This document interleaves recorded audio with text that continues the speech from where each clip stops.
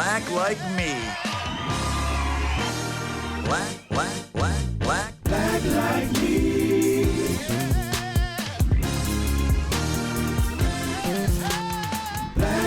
me.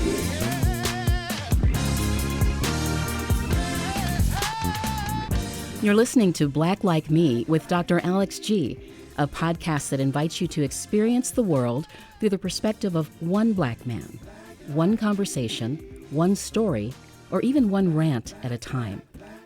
Here's Dr. G.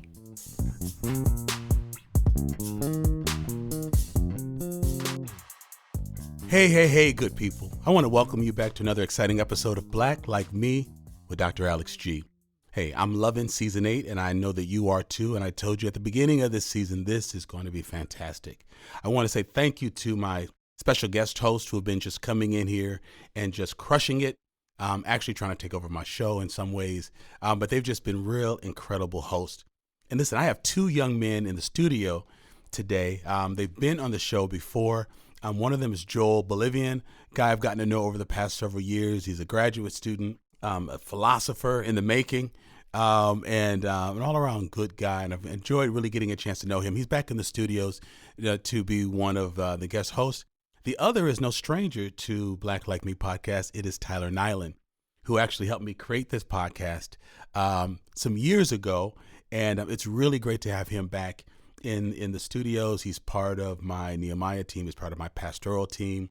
We've been friends for a number of years. And I just thought it would be really great to have these two gentlemen back in the studios to be the guest host and asking some of my leadership strategies, mistakes, insights, particularly in regards to working with younger white men or increasing white populations or non-black populations in our church and our nonprofit.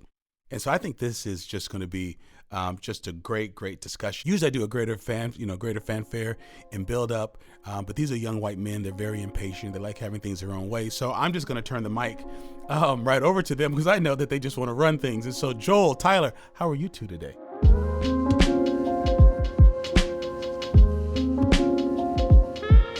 Pretty well. Nice to be back in the studios. I bet it is. I'm doing good. Thanks for having me. I hope that introduction wasn't too forward. You know, I was just having some fun with you and at your expense. I wasn't laughing with you. I was laughing at you. Yep. So listen, I'm grateful that you all are here. So with that, I'm just going to pass the microphone over to you so that we can just continue having these great conversations. And what we might start off with is just maybe a short story about a memorable interaction. It doesn't have to necessarily be the first one. It can be, but perhaps a memorable interaction between Tyler, you and I, or Joel, or you and I, that sort of connected us in some way. So Tyler, why don't I put you on the spot since I've known you the longest? And then after that, the mic is yours, gentlemen.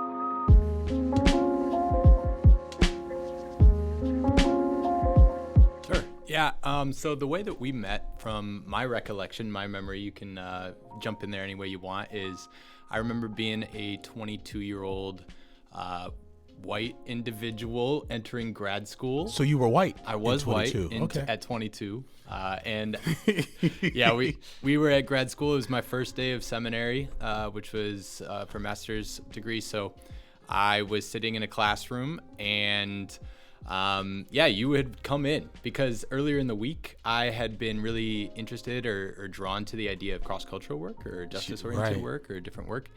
And in that classroom, I had a professor who just addressed and kind of called out the idea that, well, first off, it was actually the first time that I was in a setting in a school where I was I guess what you'd say, there were more people of color than there were white folks in the school. Right. So I was probably one of 4 students out of maybe 16 in the entire class. Who were white? Yep. And That's right. So it was an interesting, different setting for me, and most of the folks there were at least 10 years older than me, maybe more, and then a lot of different folks who had been doing a lot of the work that I'd wanted to do. I felt maybe a little bit intimidated at first, or a little bit like, okay, how am I ending up here? Where am I? What am I doing? But I really sensed just like this is where I wanted to be, where I was supposed to be.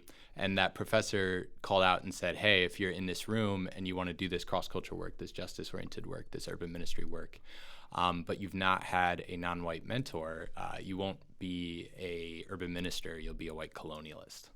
Oh, snap. Yeah. So in the setting of just bringing in your own things that you are even unaware of how you might bring in whiteness and white toxicity and those things into that. He said that the first week? First day. Yeah. First day of class. Wow. First day of class, we let the bar just be set right at the beginning. And then for me, I just immediately said, okay, that's not been my experience, even to the point of, up until that point, exploring and wanting to be focused on cross-cultural work or justice-oriented work. I just hadn't had that experience yet. And so I was able to kind of say in my head, okay, I want to change that. How do I figure this out with also not just being like, find someone black and just let me make sure I'm gonna, like, how do you actually do that without it becoming tokenizing or anything like that? But later that week, you walked into the classroom and you were listening to us talk. You were serving as a guest speaker, but in a lot of the way you would just listened and heard our calls, our stories, our interest, and you listened to me a bit. And I just remember gripping onto that and sensing that you were maybe someone I'd be interested in at least having lunch with. You offered to have lunch, so and then from there we've been working together for a long time. You might have more to add to that. No, that's pretty accurate. But so you conjured me up because I was minding my own business in Wisconsin. Then all of a sudden I just appeared in Chicago at the seminary. You conjured me up because there needed to be a black instructor. That may have been it. I may have prayed to Black Jesus in that moment without even being aware. And then I just showed up. Just dropped you. Yeah. That was a black genie. I love it. No. You're recounting that really well and really real clearly. What year was that? That was 2014. Wow. Joel, how about you? What do you remember, young man? Yeah, well, I think the history is less extensive than what Tyler described, but for me, still very profound. And I first heard about you from Tyler. We met at an event and started chatting about our work, and I found out that Tyler does work with Nehemiah, Justified Anger, and then in Fountain of Life. And I was really gripped by what I was hearing and by the work, the advocacy being done through Nehemiah and through Fountain of Life. And so your name came up a bunch, and the Black Like Me podcast came up in those conversations. So that was sort of my first exposure to you, was hearing about your pastoral work, your work here in Madison with racial justice, and then the Black Like Me podcast. And there's an episode that you published over the summer of 2020 as a bunch of things were happening. We all remember, and you published an episode, something like 5 or 7 things that white people should know in this historic moment. And that episode was super formative for me. And then I continued to use that in my own teaching, in my own ethics classes, getting my students thinking about some of the points you're making. Yeah. So that was sort of the introduction. And then I started listening to the online services that Fountain of Life was hosting, because I think at the time, the pandemic kept us from being together. So Fountain of Life was doing these online services, and you just had this sermon where you called white people out, and you invited them into something different, into a life, into a journey that decentered whiteness and took Jesus seriously as someone who lived on the underside of history and someone with whom the black community has a lot of solidarity. And I think for the first time in my life, it felt like scales were sort of falling out of my eyes, and I was saying, "Wow, this is a place where my discipleship can grow, where I need to be discipled." And so you issued this like invitation to people to consider that maybe their discipleship and their spiritual journey could look somewhat different if they allowed themselves to be immersed in multicultural black-led spaces. Wow. And so I had chills, like listening to that sermon, like just chills running down my body. And I was like, okay, this invitation might be for me. I mean, it's for lots of people, but I just felt that pull very strongly. And so then I started attending Fountain of Life per your invitation, your exhortation. I love it. One of the powerful things about how we communicated during the pandemic is that I'd come in, set up a camera, my iPhone, sit close to a window and then just talk to the camera. I'm not sure if I would have said that to a live audience. Not that I would have been afraid to, but I think that there was so much I was processing. But sitting in the sanctuary, the auditorium, with a phone, a stand, and my notes, it gave me a chance to say things that I needed to hear myself say. And although I'm saying it knowing that people are going to hear it, having you repeat words back to me that I recorded alone in space is kind of funny. I mean, that makes me get chills thinking, wait, I remember saying that, but it's funny to think that people were listening and receiving it with the same energy or intent that I was sharing it. And that's what was magical during that space. I felt that there was a level of authenticity in communicating about race relations. Now, I don't want to put you on the spot, Joel, but you said when I was calling out white evangelicalism, you said like there were like 2 or 3 things that I said. Do you remember what that was? Like, I'm not trying to fish, but I can't remember. But I when you said that to me, I laughed because I would have paid money. I would have bet that I never said that. But as soon as you said it, I thought, ooh, that sounds like something I thought. I don't remember saying it. But do you remember what that was? Yeah, there was something you said. I don't know if this is what you're looking for, but you said something along the lines of your gospel is whack. That's what I'm talking about. That's your it. Gospel is whack. And I mean, you called out a bunch of things. You called out, I think, something like your apathy is out of line with Christianity, your insularity. Like you just named off a bunch of things. I can't remember all the details, but I do remember you saying your gospel is whack. And and it was just a profound moment. Forgive me, Lord. Yeah. No, I meant that. Yep. No, that's powerful. But again, that's something I said in the camera by myself. And it's funny to think that somebody listened to it and remembered. So that was very powerful. That's one of the interesting things even about like the podcast space, right? Is like we're having this conversation in this moment. People will listen to it later and they might grab something that's transformative. Just like Joel, like you were recording that on probably like a Friday afternoon, sending that in for Joel to watch that Sunday, but other people watching it later. It's just so interesting how that works. Definitely. Yeah. Well, the past, consider the microphone past, guys. So however you like to jump in, I am here and I'm at your disposal. Well, one of the things that I know that we were talking about a little bit beforehand that might be able to be brought up, but Joel consistently uses the Black Like Me podcast in his curriculum for his students at UW. So as part of classes he teaches, he teaches using the Black Like Me podcast. I love that. Through a lot of it. I think what's the main episode that you often use? It's 5 or 7 observations for white people in this historic moment. I can't remember if it's 5 or 7, but it's in 2020. So 2020. That one was one that really made an impact on you. But you were sharing a little bit about how you had like a classroom experience that you wanted to process, or just something that stuck out to you as like a white male and how you communicate. Yeah, absolutely. So I think just a bit of backdrop, something that Dr. G regularly reminds people about is the value of their heritage and understanding that they have a story, their family has a story, they have a background, right? And so what I think the idea is something like white supremacy often has a way of drowning out the fact that each of us has a story, as a result of which many white people think of themselves merely as Americans or merely as white Americans. And what I've really appreciated about Dr. G's approach is that it emphasizes the fact that we have heritage. So I'm still learning the significance of this, still learning to value my own heritage and to investigate that and learn from that. But somewhat embarrassingly, I tried to share this bit of insight with my own students. So I just finished a 3-week unit on racial justice. And the last day of class, I thought, okay, why don't we descend a little bit from some of the theory and just have like a last 5-minute discussion about the value of diversity. And I wanted to make this point that you, Dr. G, often make about how we all have heritage, and let's remember we all come from somewhere, and we bring with us this an ethnic background. And to my embarrassment, I just think it didn't land. It didn't land well with the students.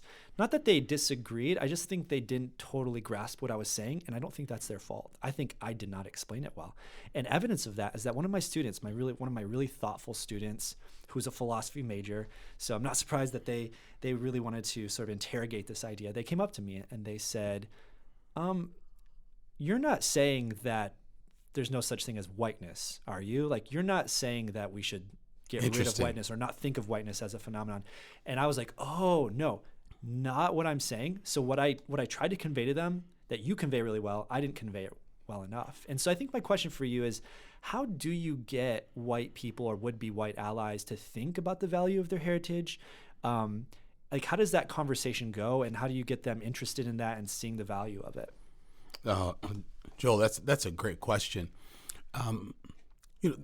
There's so much discussion now around the importance of our ethnic heritage and how and our backgrounds and where we come from. I'm leading this effort, for the Center for Black Excellence in Culture to take a look at the resilience of folks, who have a Black background and what strength have we drawn from our Blackness. But I realized, particularly for white people, white individuals of European descent, if they don't understand culture, they will never celebrate mine. Dang. So it's always something I get to celebrate. And really, I feel like the net result of it is you get a month, you get to celebrate, but I don't. Like, what if I celebrated, white history?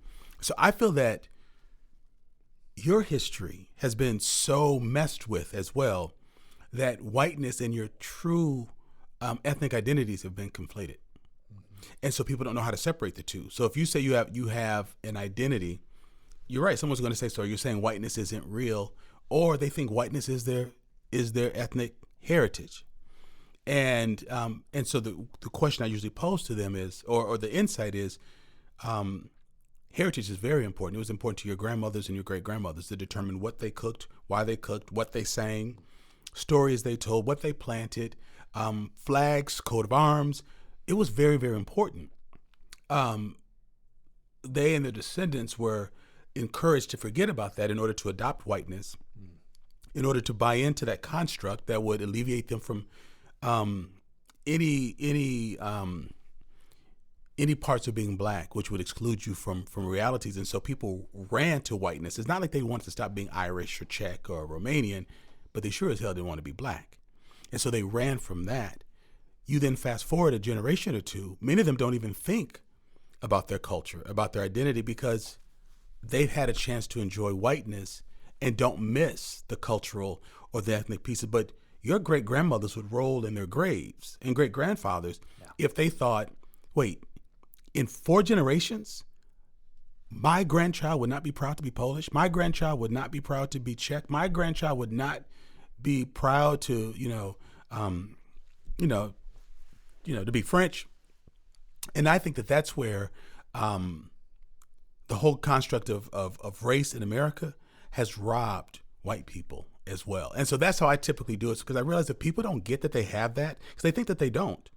But all they got to do, you show me a family album, tell me your great grandmother's last name, tell me what religion she practiced or they practiced or didn't, what foods they made, and I can tell you a little bit about how they identified culturally. But again, it would break their hearts to think that culture is not important. Yeah, that's really really helpful. And I think it intersects with something that I hear you say a lot, which, again, it's been very formative for me in my own journey. Thinking about race and learning about my heritage. You often say something like, you say this to white people or non-Black people who show up either in your church spaces or at your Nehemiah events. You often say something like, if you're white and you're here, it's important that you understand the value of multicultural Black-led community, but that value isn't primarily so that you can help. I think you often say this, like, just understand, like, it's not, the value of being here isn't so that you can help, but you also need to be helped. Right. And I thought that reframe was very important. I think a lot of us come into these spaces thinking, I'm here to help, right, without recognizing, as you just said, that race in America has done damage to all of us. So yeah, how have you, I guess just one more quick question. Sorry, Tyler. I'm thinking, like, how do you get that message to stick with white people that we've all been harmed by white supremacy? When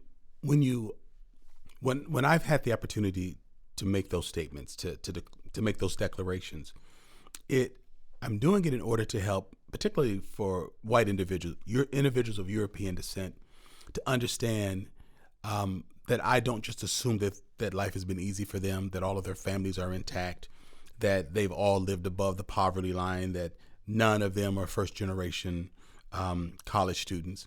I grew up in the the 60s and 70s. And so watching my three sons, Brady Bunch, we were sort of fed this idea that, like Brady Bunch, white people, they had a live-in maid.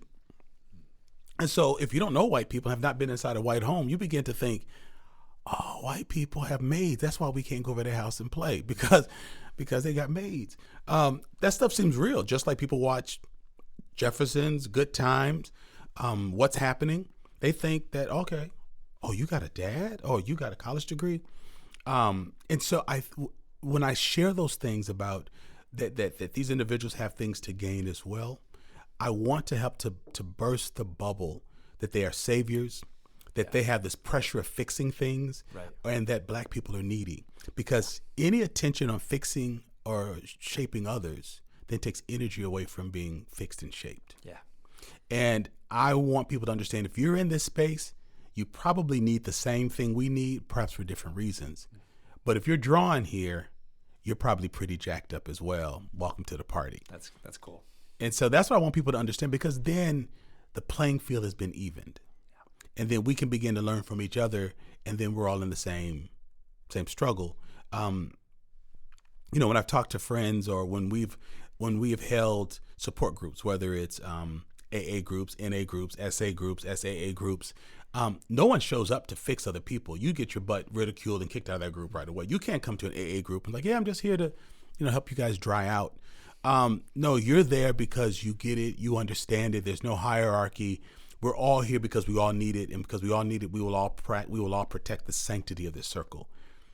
In church or work, if there are people there to fix, help, social work, deliver, saviorize, is that a word? I just made that up. Please don't edit that out, teams. Saviorize, then it messes up the dynamic. But when you realize that we're in this too, it creates a reality that can be very powerful.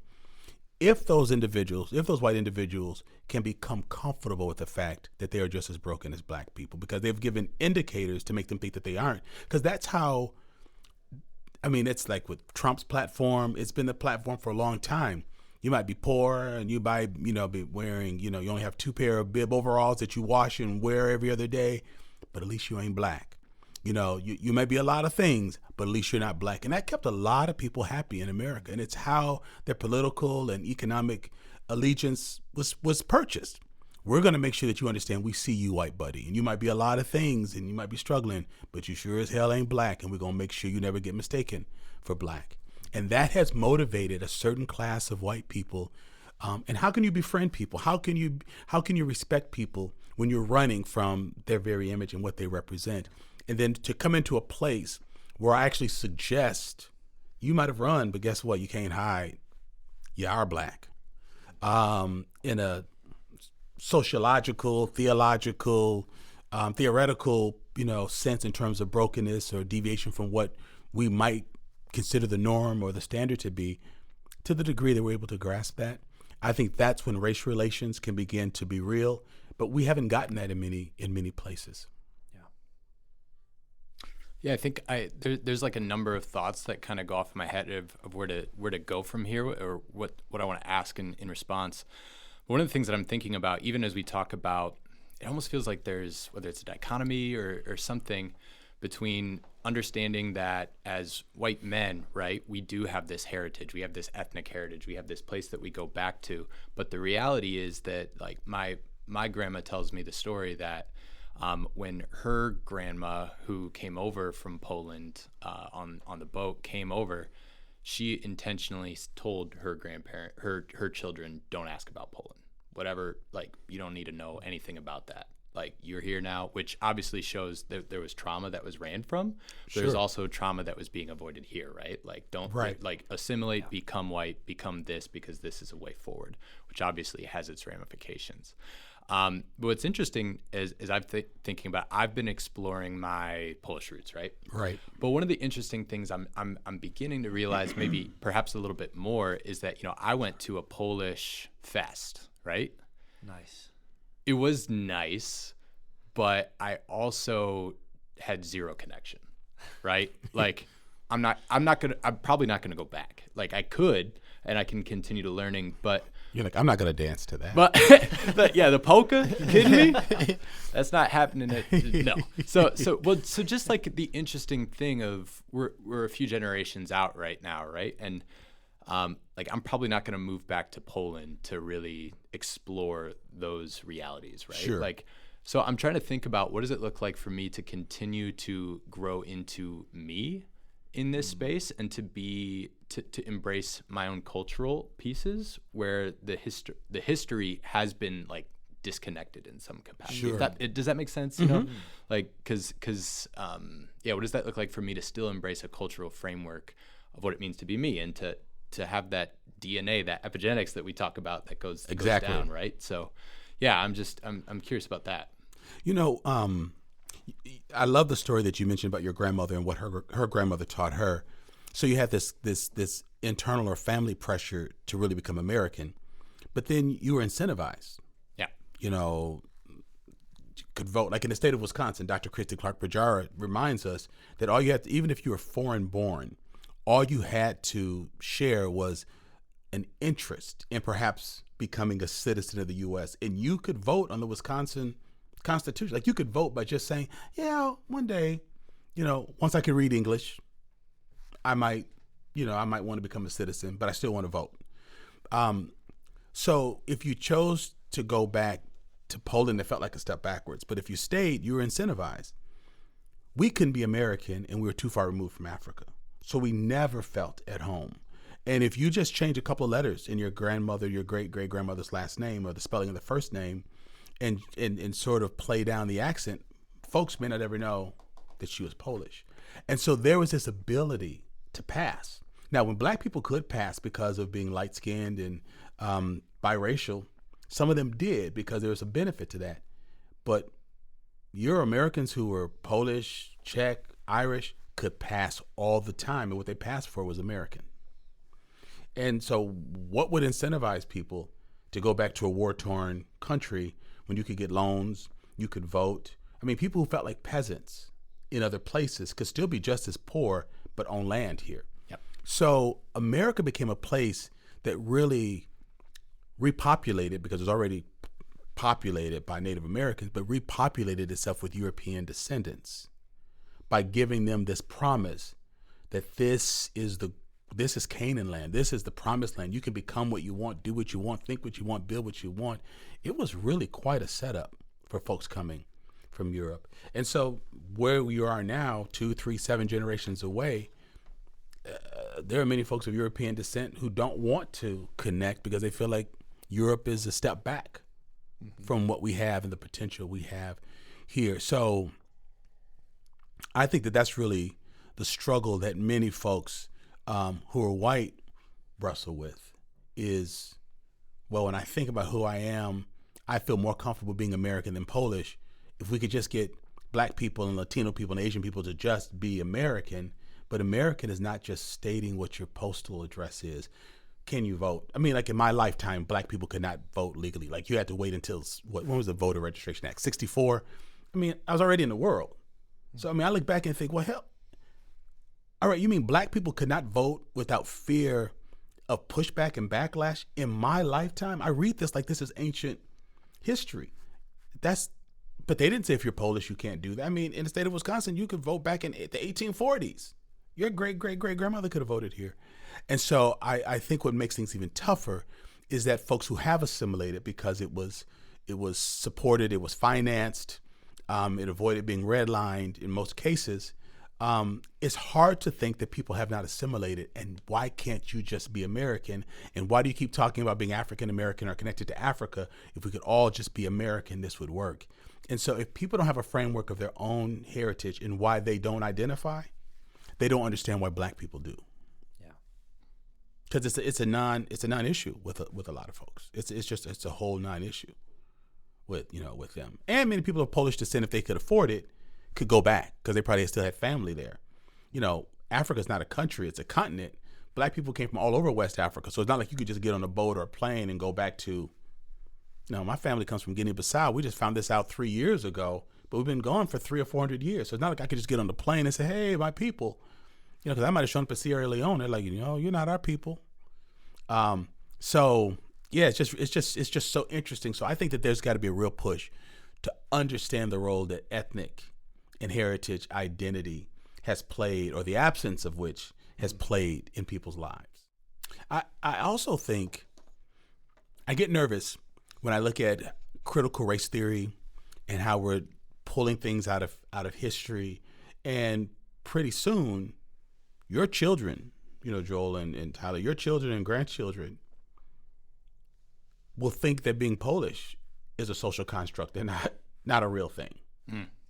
Tell me more about that. Well, I mean, like when I was a kid, nobody called Russia. They called it the Soviet Union. It's the USSR. Like you don't even use the same technology. Like if I said USSR to my daughter, who's 26, she'd be like, "What are you talking about?" So who knows what Poland's going to be referred to 20, 30, 100 years from now.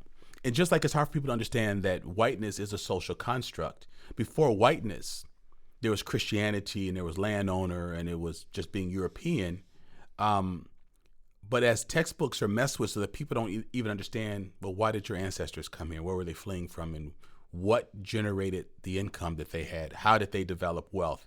And who did the free labor to make that happen?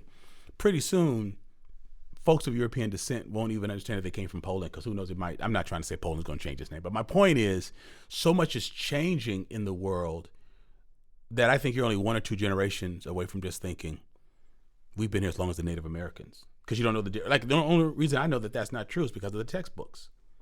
But when that's no longer taught, why would your grandkids not think that they've been here as long as the Native Americans? When the Native Americans have been here for tens of thousands of years, white people have been here 400. But in a few years, they're going to think we have every right as anyone else because we've been here just as long because we're American. They may call it Native American because you're from a certain part of America that maybe is called Native. But we've all been here the same amount of time.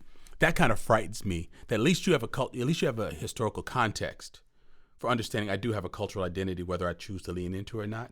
We're only a generation or two away from people not even having a concept that their families have come from Europe. Just like black people have a hard time thinking, because they understand slavery, we know that we're from Africa, but that is from a particular, like in Guinea-Bissau, I'm from the Balanta tribe. And I only know this through DNA testing. But I can trace it right back to even a grouping of people. But that's only because of recent DNA discoveries. Up until then, black people didn't know where they were from. That's going to happen for white people real, real soon. So then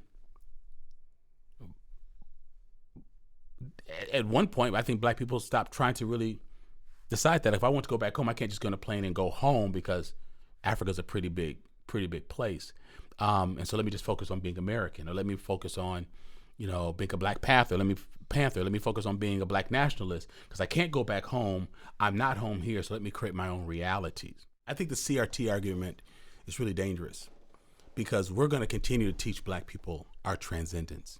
But if the argument is that this is just about making white people feel badly, or white children feel badly, and critical race theory is not taught to children, it's really a graduate level discussion, discipline, subject matter, that we're only a few years away from white children being unable to Google or just finding out not the bad stuff that's happened, but even the great transcendent things that have happened, which means that they're only locked into Team America. And if we live here, I'm not saying that America's bad and you shouldn't be a part of it, but I think then it makes it easier to groom future generations to be nationalist. Interesting. I've wondered if you were going in that direction. Mm-hmm. That's really where I'm going. So I think what it's doing is it's grooming white nationalists, because if you don't teach white people history, they're doomed to repeat it. So then you have people like this Buffalo shooter talking about, you're taking my land, you're taking my jobs, you're taking my women, you're taking my scholarships, you're taking.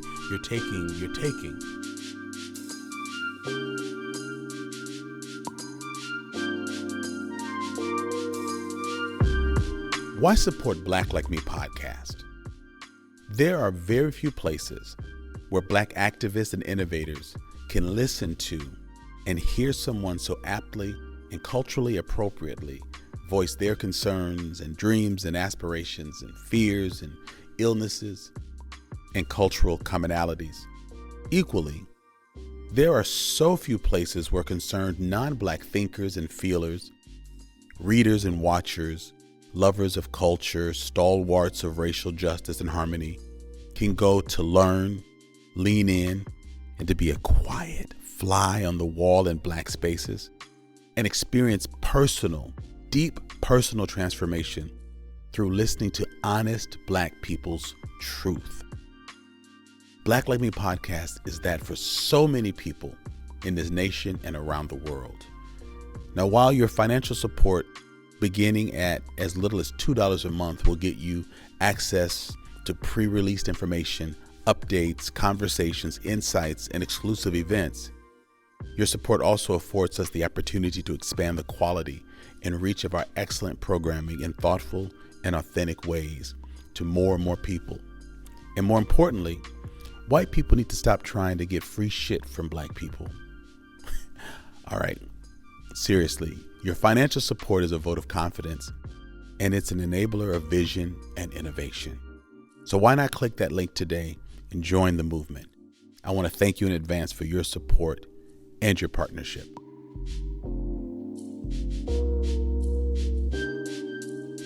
And then, there's a discussion about whether or not we will use ethnic heritage to make a determination of admission to college or acceptance of certain scholarships. Then you also remove the historical background. In 10 or 20 years, it's going to be very easy just to say with a bit of perceived empirical data, that group is lazy. They used to get handouts. They don't have it anymore. Now they don't go to college. See, they never really had the wherewithal. They only got into college because some guilty white progressive wanted them to do that without understanding that they've been systematically discriminated from enrolling into college. Once that history is gone, you paint any kind of reality that you want to. These people are lazy. These people are thugs. So this move to really criminalize our own history is very, very dangerous, because that means not only that someone is going to change the narrative, it has already been changed. Now, history is being erased to corroborate that, but the movement to change all of this in order to recruit future folks to save a dwindling white population in this country, it's underway. It's happening right in front of us. When you see a lot of what seems to be happening with white men is obviously it's that response, right? It's this being told, or in the narrative, right? That's being told is, hey, like, this is all being taken from you. This stuff's being all taken away. But it's almost like there's this perceived idea that white men feel like they're suddenly the most hated. Now, obviously, right, we know that's not true, sure. but like the perception for them is that, okay, I suddenly, no matter what I do, I'm just a white man, no matter what I do, which is so interesting because that's what what white men have done to every other group pretty much in many ways. But it's almost like in everything that we do, there are white men who are trying to figure out how to navigate this reality that society no longer just caters to me. It no longer just in every way tries to say, how do we benefit you? And I think a lot of times, like what I hear often is that, like, you not only is it this framework of not only are you wrong, but you also can't understand. Like, no matter what you do, you will not be able to understand. You won't be able to understand the reality that other people have. You are not black, so you can't comment on black issues. You're not this or that. So I find it interesting to think about what it looks like for white men to healthily move forward in this situation where they're able to recognize that. I don't know how they enter in, because I see a lot of the response seems to be, well, this is just coming after me, so I need to take it back or something like that. I don't know if that makes sense or anything like that, but. You said something very interesting, and I don't think that it's just a perception. I think white men are becoming one of the most hated groups of people in this country because of perception. So so let me restate this, or let me make this friendly amendment.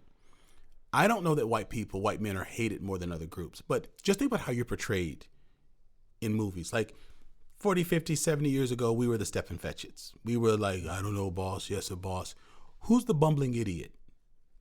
Who's the guilt-ridden, driven? What's the movie with Chris Evans in it? We were talking about Knives Out. Knives Out, yeah. Knives Out. You who's portrayed as the power crazed, sex crazed, out of control kind of individuals, and who are the voices of conscience, the voices of reason? It's an older Latina housekeeper. It's a black shoe shine guy. It's a kid. It's a doting wife who's trying to talk her husband off the brink. Meanwhile, black people are winning awards at the Oscars for costumes and makeup and screenplay, and we even have the platform to say the Oscars are so white, so that men almost have to be apologetic to come in and to even host. And so it's white men's turn. White women have been through it, and the Americans have been through it. Latinos have been through it. The foreign groups, folks who are outside, who are non-U.S. citizens, black folks, we've all experienced it. White men are beginning to experience what it means to be despised by the basis of your gender and your ethnicity. And you all have never, never, ever experienced that, because if people didn't agree with you, you raped them and killed them, put them in jail, annihilated them. That's what's able to happen.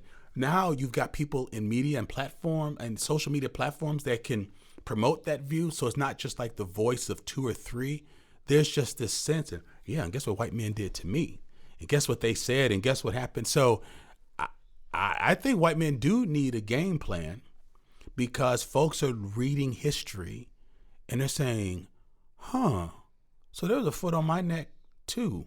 And that's not a reference to George Floyd, but just there's someone's been standing on the hose and keeping this power from coming out. So I think that white men are finding themselves in a very interesting dilemma, because now you have to ask, how do I teach my son to be confident in who he is in a world that is increasingly either demonizing us or shedding truth and true light on who we have been and what we have done?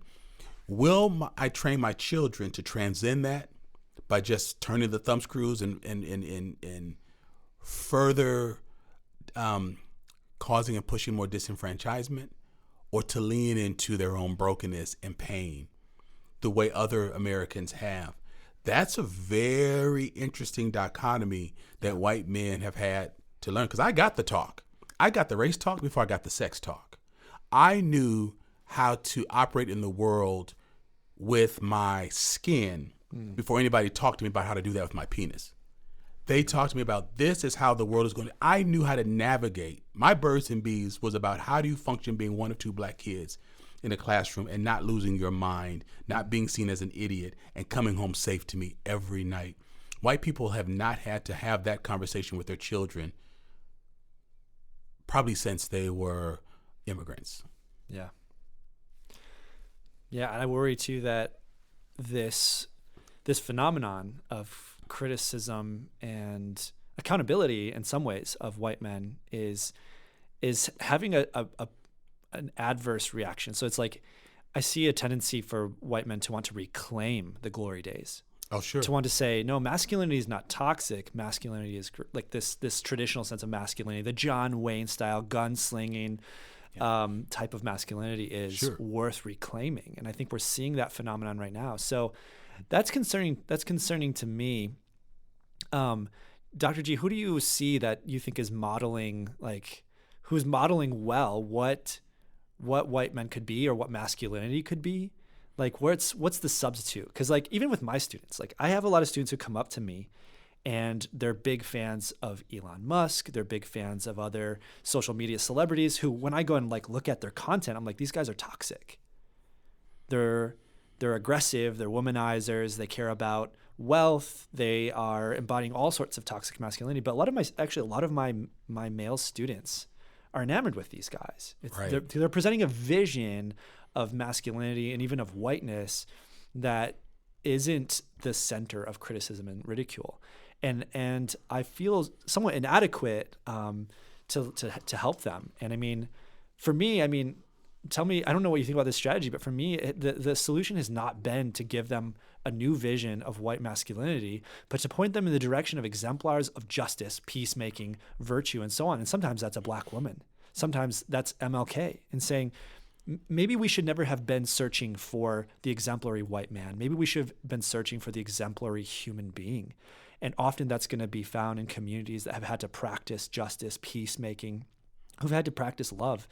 I don't know if it's successful. I really don't know if it's actually working. I don't know the studies on this, but I'm encouraged when I have some students email me at the end of the semester and say, I can't stop watching MLK's sermons. He's become a hero for me. Male students who were probably in search of a mentor, of an exemplar, and are finding it in activists. That's encouraging. I just don't know how widespread that is. And I wonder if you have thoughts about that approach. Wow. I think we're heading down a road that is very interesting. And I don't hear people talking about this enough, particularly younger white men and an older black man talking about these things. I think the first thing I would say, Joel, is white men need to have this discussion. Yeah. Because although I may have some insight, but back to when black people were told that they were 3/5 of a person, we didn't have the luxury to go to white people and say, how do we raise up little Timmy to not think about? Yeah. Black people got together. Black preachers got up and said, look, I don't care what they say. I don't care what the white man says. The Bible says that there's neither bond nor free, Jewish nor Greek, male nor female. You're fearfully and wonderfully made. We built a theology explaining that we were beautifully made, which white people couldn't understand because you're black, you're in chains. What are you doing smiling? What are you doing with pride? Because we had a sense of purpose, a sense of design. Yeah. And so white people have really got to go into a broad and deep huddle, talk this shit through, to really talk it through, because black people can help you with the situation once you get your game plan together. But black people had to go into a huddle. They had to sneak out at nighttime to pray down in the Bush Harbor. How do I raise my child in the world that sees him as a savage? And how do I help him to understand he's a human being? We had to figure that out. Yeah. Y'all got to figure it out. And that's not just dismissive, but I really want to put that responsibility on you. The second thing is, in the midst of that reality, we still tied into culture. So we had this great oral tradition. So, my great-great-grandmother used to say, and she was Balanta, or she was from, this tribe or from this group. There was a saying in Swahili. There was a saying in Kiswahili. There was a saying in Ghanaian tongue. And they would bring that cultural piece that would give you a sense of identity, because when we were so displaced here, we need something that made us feel like home. So if white men aren't talking with each other and don't agree that these issues are real, and you don't have a common heritage other than U.S. whiteness, you don't have a framework. And if you don't have a theology for it, which when I was saying to those white groups, you have your theology is whack, I wasn't saying that just because somebody was Caucasian that they had a whack theology. But if their theology was created to uphold whiteness, it's whack and it's demonic. It's devilish. It's destructive. And it is the antithesis of what Christ came to do. And so while white folks have been whitewashing history, they have eliminated stepping stones and ladders and opportunities to provide the skills for you all as white men to have these kinds of discussions. Because we could look at white heroes but still be black. Now, white folks are asking, if I love MLK, do I have to try to be like him? Like, can MLK help me be a better Caucasian person? Well, that was his whole purpose, is to help you be that, to rescue you like you want to rescue me.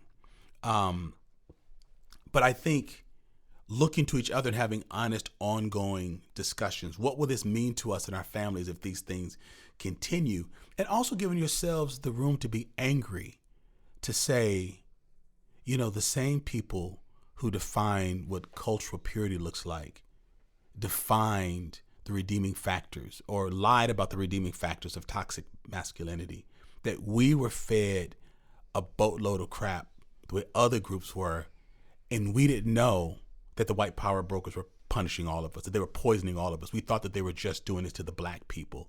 Now here we are, hundreds of years later in this country. We're no closer to knowing who we are. We are now suffering from what we put on other people.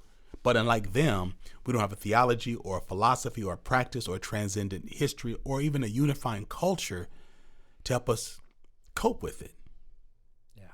You know, you have black people who are trapped in poverty, work at McDonald's on the fry machine, and his brother still walks with a swagger like he's Michael B. Jordan, because he's been taught that what you make and what people say about you doesn't define who you are and what you do. So we've learned to really live above that. Let's create our own art. Let's create our own music. Let's create our own communities. Let's create all of these things. But those things didn't help us hide from reality. They gave us strength in the midst of it. The white framework, the framework, the social construct of whiteness made it easy for white people to hide, which meant a lot of the pain unresolved from even conflicts in Ireland or struggles and poverty in Poland. Those things were never resolved. They were just financed. I mean, the comfort of those things are really financed. And so I think at the point at which white people understand, I want to understand Black history, because I use this quote in our Black history class because James Baldwin says, if you don't understand the plight of the Negro, you don't understand yourselves.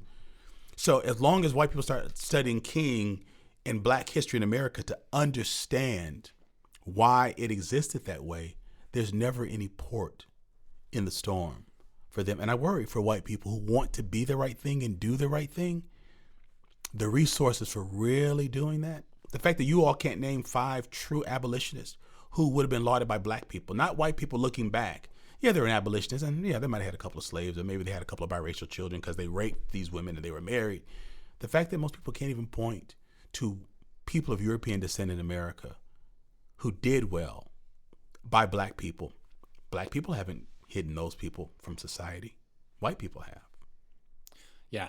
As I'm thinking, like, it reminds me of the place of when you say even being angry, I think about the anger that comes in the formation of whiteness, because it didn't have to be like a pitting against each other. Like, we could have just created a system that was not like built on slavery and built on these capitalist, just do whatever you can to maximize profit, minimize impact. Oh, this is the best way we can create this system and structure to uplift this specific place, so these specific people. So let's do this, and it ends up creating this system. So in church circles we call it lament. I don't know if in non-church circles we just call it therapy or whatever. We're actually saying the truth about expressing, saying, hey, this is what I'm really struggling with. But when we don't have those spaces where we can actually admit that and say, like, hey, like, this actually, slavery didn't make just Black folks worse, it made me worse too, as a result. Because as Dr. Clark Pajara talks about, she gave an amazing message at Fountain of Life, but she talks about what kind of humanity have you had to lose in order for you to uphold this? What kind of humanity did you have to lose to kind of to do all of this? And so it makes me even ask the question, and like, again, it's so interesting to talk about this, because I'm afraid that when I say this next question, it's going to be like, oh, you're trying to, there's like a Parks and Rec episode where the men show up on a protest and it's like men's rights or something like that to like all this sort of stuff. But the question becomes, I wonder if white men, if we really truly know that we're loved, like at a deep, deep core level, unconditionally loved in a place, because when you empower, like when you grasp after power, when you grasp after guns, when you grasp after violence, when you grasp after all of this, it's like a compensation. It's trying to like earn, it's trying to take the power back because you aren't like okay with yourself. And it creates insecurity. Yeah. Because if you've acquired it by power, like that's an insecure basis on which to live life, right? It's fragile. It can be taken away. Someone can rise up with the sword or the gun. And so, yeah, I think I see what you're saying. Yeah. Yeah. I don't know. I think that's a question that white men have to ask white men. Because as Black men, we knew society didn't love us, but we know Mama did. Mm-hmm. And we knew our father did, and our pastors did, and we knew that there were cousins. We knew our community did. We knew that our elders and our ancestors did, which is why culture is so important, because we knew we were loved. You know, just as an outsider, I see a lot of men working hard and competing to be impressive, because that could be compensation for not feeling loved. But if you're already seen as the bottom of society and people still look at you and say you're beautiful, you're strong, you're handsome, you're smart, when people see you at your worst and they still love you, most people haven't seen white men at their worst. Well, let me take that back. We have, but you've considered that your best. Wait, say that again. Say that more. Reframe that. Or not reframe it. Just. I said we have seen white men at their worst, but you've called it your best. Conquering women, conquering Native Americans, starting wars, bringing people from stealing people from their families, from their land, from where they have protection, just to build your own empire. Some of those greatest things have been to the detriment of other groups. Even acts of integration, bringing black kids into white schools to get that tax base, but not bringing black teachers in. So you're destroying black schools. Letting Jackie Robinson and a few into the MLB, but it was the beginning of the demise of the Negro League within 5 years.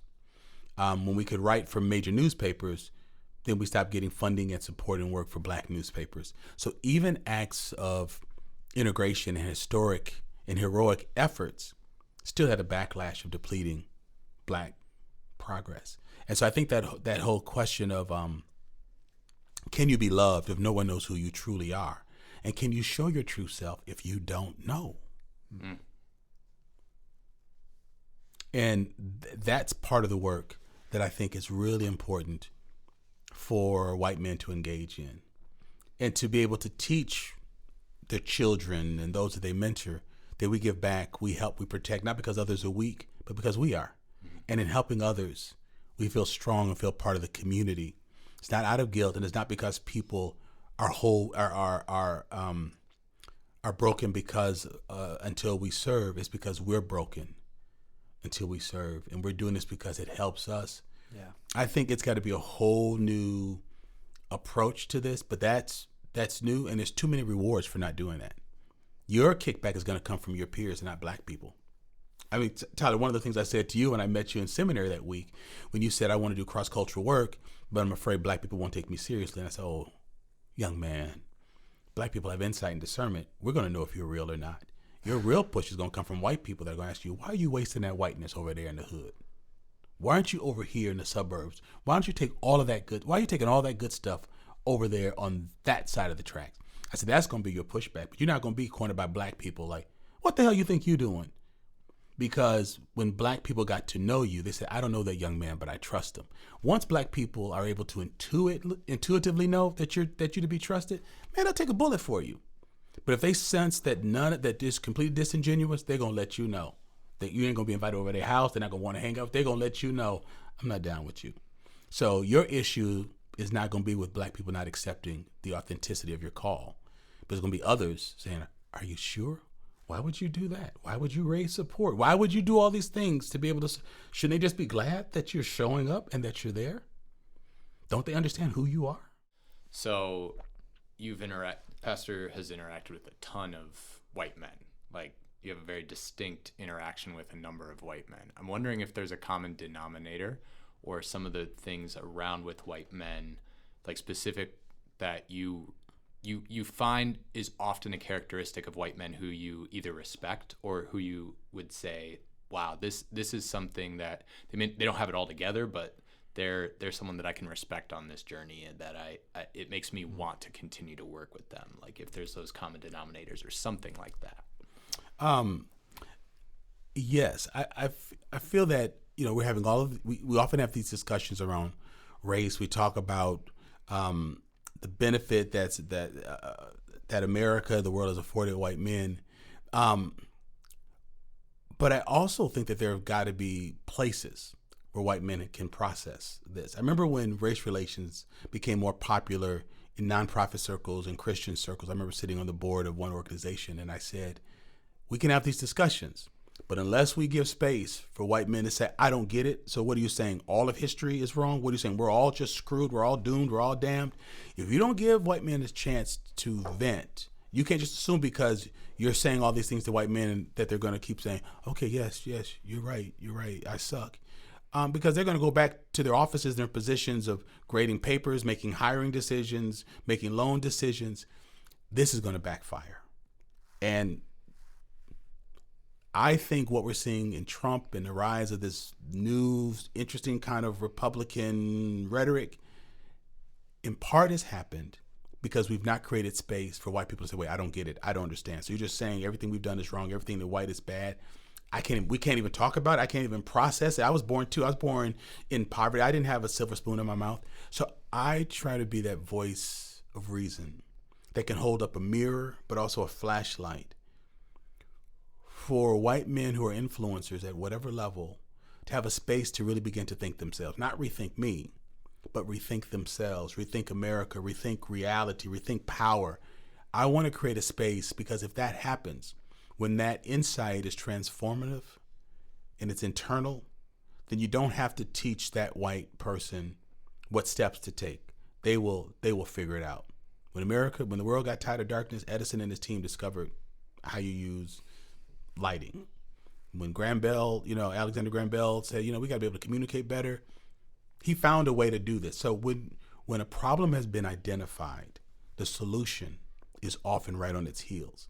My fear for white men is that they have not understood the problem. Yeah. So they have not bought into the solution. I want to help them using their own history, their own background, their own language, their own experiences, their own vulnerability, to help them to understand not only what the problem has been historically, but how it has played out in their lives. Because when that piece happens, I do know this about the white men that I've gotten, with whom I've become very acquainted. And could just be a Western male thing. We want to create solutions. Mm-hmm. So once we know it's broken, the next question is, all right, we need to fix it. Doesn't always help in your marriage because we like to fix stuff. Really? Or relationships. That's about to happen for me, so update. Just know you're not marrying a fixer-upper. You're marrying someone, you're marrying up. And so my work is really in helping to do that. And it's a unique work because I think you've often heard me say that it's very chic and in vogue for a white person to say, I feel called to the inner city. Like you had no problems saying I want to work in cross-cultural work. But like how often do you go into a space and a black person says, I really feel led to go into the gated communities and the universities and upper middle class and really help down and out and up and out white people and pry that damn silver spoon out their mouths and help them to deconstruct the racism that has caused all types of dysfunction in their lives so that maybe they can raise their children differently, run their companies differently, and maybe love their neighbors more than their guns. Not that I'm anti-gun or what you're saying, but just, I know that was kind of a rant. That's good. You don't get to say that. And that's part of what I do because I realize white men still are holding the keys of a lot of leadership places. And someone's got to be able to have the space to go into those Oval Offices and say, all right, this is how it's going down. This is what people are saying about you in this room. This is what's going to happen to your son if you don't get this fixed. This problem in America, this ain't just Trump. Y'all were silent. You all made this thing happen. You all bought into it. And now you want to make him the bad guy. He's done enough to be the bad guy. But he represents a lot more whiteness than we want to give him credit for. He doesn't just represent the thoughts and ideals of the Republican Party. There's a whole lot of rich Democrats and independents who silently benefit from what that man is saying. Because just because you vote blue don't mean you like black. And so I think people get to throw off on him and don't have to face their own stuff.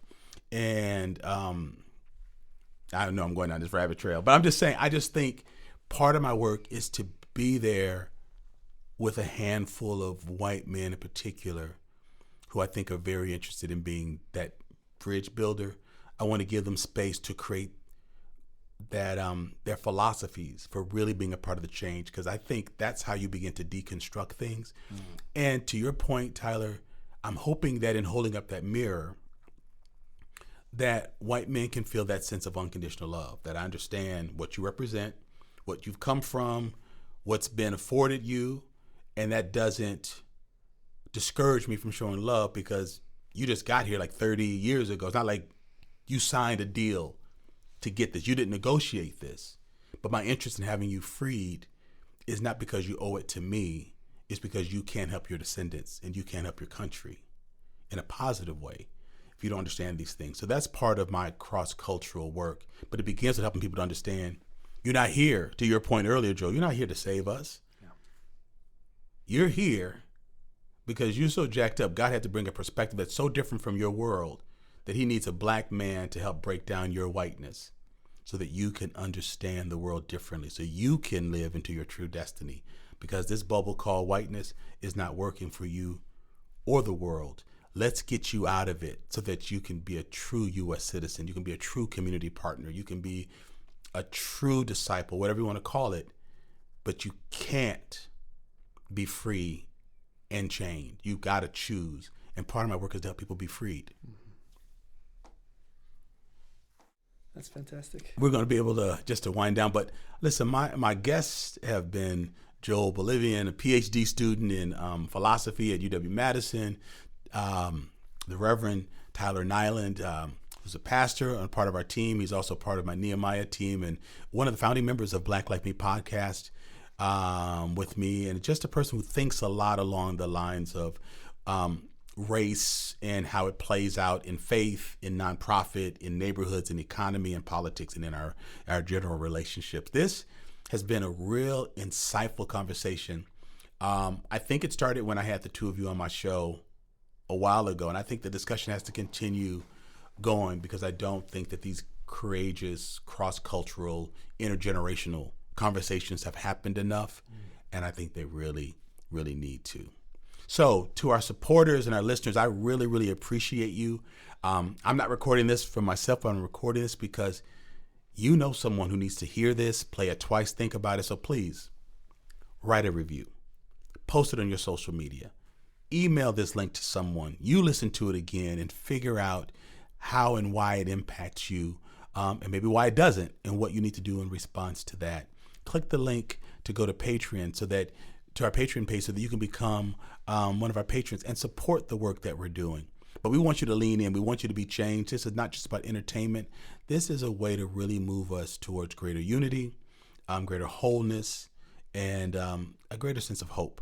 So that's why I love this space. That's why I'm passing the mic, because there are things that come out of these discussions when others are interviewing me than when I interview other people. So I hope this touched you in a very, very deep way, because this has given me a lot to think about.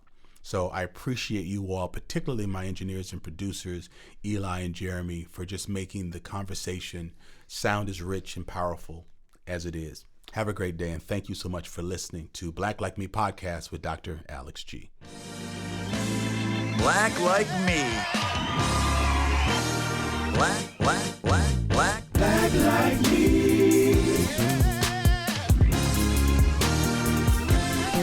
Wow, I really enjoyed today's conversation, and I know that you did too.